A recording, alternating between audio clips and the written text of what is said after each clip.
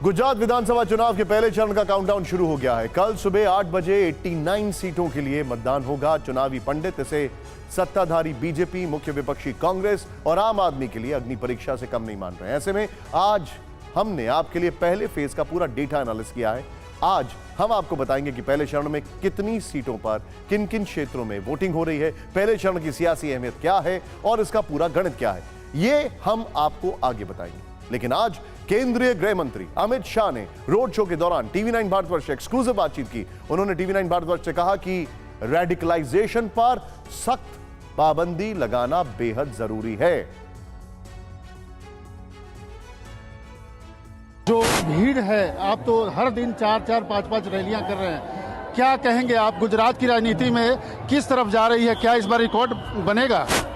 इस बार हम प्रचंड बहुमत के साथ फिर से सरकार बनाएंगे और सरकार बनाने के और मत प्राप्त करने के सारे रिकॉर्ड हम तोड़ेंगे। ये आपने एक बात कही कि रेडिकलाइजेशन के लिए जो प्रावधान किया गया है अपने मत घोषणा पत्र में, वो बहुत जरूरी था। आपको लगता है कि ऐसी जरूरत पूरे देश में भी आ गई है? देखिए, सभी राज्य सरकारों ने निर्णय करना है, परंतु मैं मानता हूं कि रेडिकलाइजेशन कौमी दंगे और टेररिज्म दोनों के पहले का स्टेज है। अगर ये दूषण को उसी समय सख्त हाथों से दबा दिया जाता है तो आगे की नौबत नहीं। गुजरात में जो महिलाएं हैं, कल मैं गया था 2-3 सभाओं में, महिलाओं का एक विशेष लगाव है। जैसे प्रधानमंत्री का नाम सुनती हैं, बीजेपी का नाम सुनती हैं, आगे प्रचंड हाथ उठाकर बोलती हैं। आपको लगता है महिला फैक्टर एक बहुत इंपॉर्टेंट फैक्टर? नहीं, महिला, युवा, किसान, आदिवासी, दलित और सारे लोग मोदी जी के नाम से बहुत प्रसन्न भी होते, गर्व भी महसूस करते।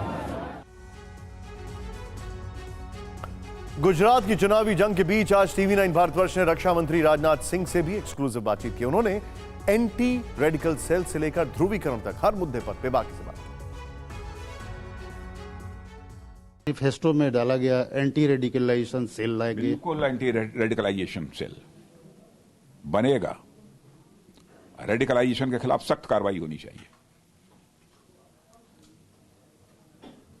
उग्रवाद और इस तरीके से लोगों को रेडिकलाइज करना, उग्रवादी बनाना, आतंकवादी बनाना, ऐसी हरकत जो भी करेगा उसे किसी भी सूरत में माफ नहीं किया जाएगा।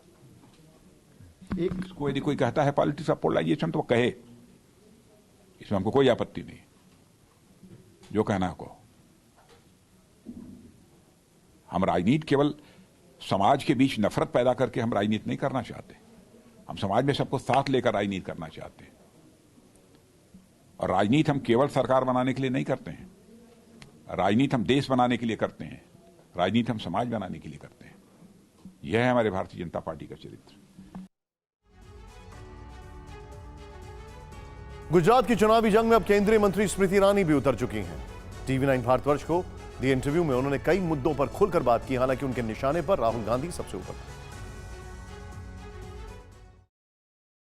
आप सोच सकते हैं कैसी राजनीतिक एक मानसिकता हो सकती है। राजनीतिक तो छोड़ दीजिए, ये कैसा इंसान है जो दूसरे लोगों को पानी से वंचित रखे। तो कांग्रेस ने अगर इतना बैर पाला है गुजरातियों से, आपको लगता है गुजराती माफ कर देंगे? टीवी9 भारतवर्ष से एक्सक्लूसिव बातचीत में जेपी नड्डा ने प्रचंड बहुमत से जीत का दावा किया। भारतीय जनता पार्टी को लोग पूरा समर्थन देने के लिए आतुर हैं और जिस तरीके का विकास भारतीय जनता पार्टी ने यहाँ पर किया है उसके प्रति लोग आभार व्यक्त कर रहे हैं और भारतीय जनता पार्टी को पूरी ताकत देने के लिए लगे हुए हैं। कांग्रेस पुरानी पार्टी है, उसका काडर है, इसलिए वो चुनाव लड़ेंगे और जो भी होगा कांग्रेस सामने आएगी। आम आदमी पार्टी तो नॉन स्टार्टर है, यहाँ आई पीछे है, गई पहले है। ऐसा पहली बार हुआ है जब गुजरात में बीजेपी ने एंटी रेडिकल सेल के गठन का वादा किया। हालांकि विपक्ष इस मुद्दे पर हमलावर है, तो बीजेपी भी राहुल गांधी पर पलटवार करेगी। अब बीजेपी को इस वादे का कितना चुनावी फायदा होगा यह 8 दिसंबर को पता चलेगा। लेकिन पहले कल होने वाले मतदान का पूरा गणित अब देखते हैं। गुजरात में मतदान का काउंटडाउन ध्यान से देखिए। विधानसभा सीटें हैं 182, पहले चरण में सीटें हैं 89। जूम इन करें थोड़ा थोड़ा। किन क्षेत्रों में मतदान? कच्छ, सौराष्ट्र और दक्षिण गुजरात। कितने जिले हैं? 19 जिले। चेंज करिए। अब ये जो गणित है इसको समझना बहुत जरूरी है। चेंज करिए। इसके बाद जो फैक्ट्स है वो मैं आपको दिखाता हूं। पहले चरण में अगर पहले चरण की बात की जाए तो उम्मीदवारों की अगर बात की जाए तो ये देखिए, बीजेपी 89, कांग्रेस 89, आम आदमी पार्टी 88, बीएसपी 57, एआईएमआईएम 6 उम्मीदवार इनके मैदान में। इसके बाद देखिए अब कहां पर जो हमारे फैक्ट्स है इसको चेंज करिए। अब जो हम बात कर रहे हैं वो गुजरात में मतदान का जो काउंटडाउन है उसमें पहले चरण में किसका कितना जोर है। पहला चरण कुल सीटें 89। 2017 के नतीजे में बीजेपी को 48 मिली, कांग्रेस को 38, एनसीपी को 1, बीटीपी 2 सीटें मिली। बीटीपी 2 सीटें मिली। यहां पर चेंज करिए। अब जो फैक्ट्स है पहले चरण के जो फैक्ट्स मैं आपको दिखा रहा हूं, चेंज करिए इसको। यहां पर ये जो चीजें हैं वो हमारे सामने आई हैं।